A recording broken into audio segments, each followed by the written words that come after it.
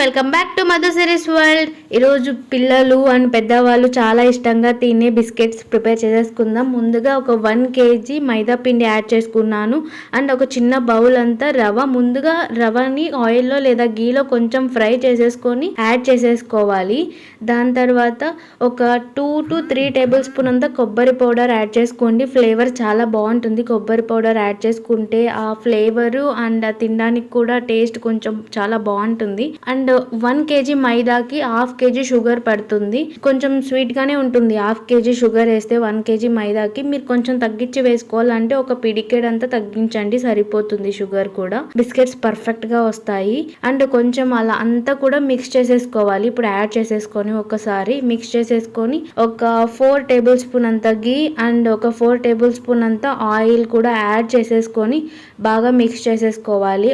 Oil and గీతోనే మంచిగా ఒకసారి mix చేసుకోవాలి బాగా నీట్గా. మనకి ఒక ఉండలాగా అయితే బాగుంటుంది. ఐ మీన్ స్మూత్ గా వస్తాయి బిస్కెట్స్ ఆయిల్ తోని మంచిగా మిక్స్ చేసుకుంటే. సో ఇలా మిక్స్ చేసేసుకొని ఇప్పుడు వాటర్ కూడా యాడ్ చేసుకోవాలి.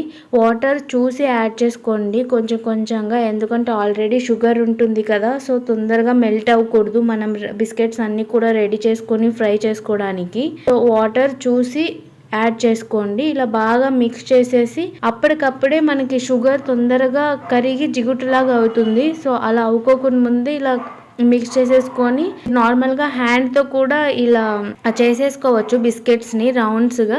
నా దగ్గర ఇలా ఇది చెక్కది ఉంది కాబట్టి ఇలా యూజ్ చేస్తున్నాను. సో చెక్కకి జస్ట్ ఇలా రోల్ చేసేసి ఇలా పెట్టి ఇలా జస్ట్ ప్రెస్ చేసేస్తే చాలు, మనకి షేప్స్ డిఫరెంట్గా వస్తాయి. 2 డిఫరెంట్స్ ఉన్నాయి ఇక్కడ. ఇది ఇలా ప్రిపేర్ చేసేసుకొని ఆయిల్ ఆల్రెడీ హీట్ అయిపోయింది.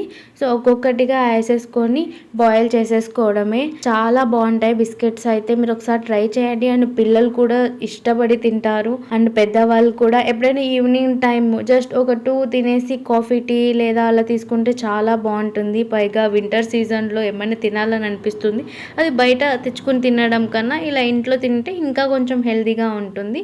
అండ్ ఈ రెసిపీ వచ్చేసి ఇక్కడ మా ఆంటీ చేసింది. మీరు తప్పకుండా కమెంట్ చేయండి, చాలా బాగుంటుంది. మీరు ఒకసారి ట్రై చేసి నాకు కమెంట్ చేయండి. అండ్ ఈ వీడియో కనుక నచ్చినట్లయితే please do like, share and subscribe to Madhu series world. Thank you so much for watching.